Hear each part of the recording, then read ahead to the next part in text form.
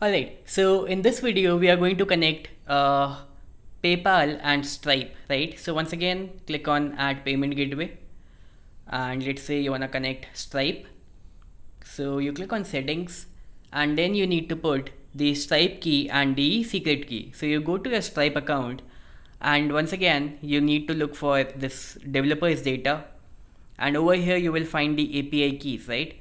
So this is the publishable key, right? This is one click copied, so I will put it over here. And let's talk about the secret key.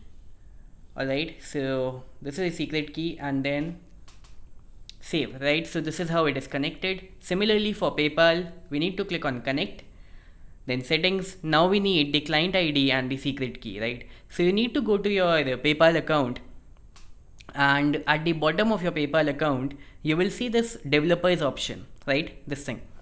So you need to click on the developers tab.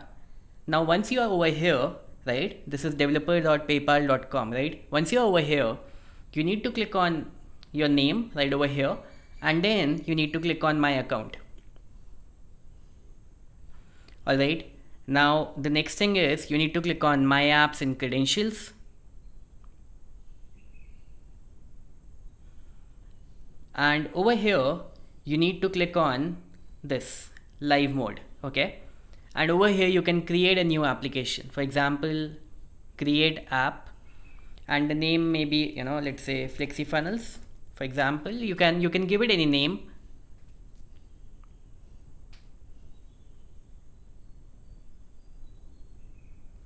Alright, so this is the client ID, right? Once again, copy, and let's go back, right? So this is the secret key, right? So once again you need to come back and put it over here. Make sure this is live mode, right? So you click over here, and then you click on save. So yeah, that's it.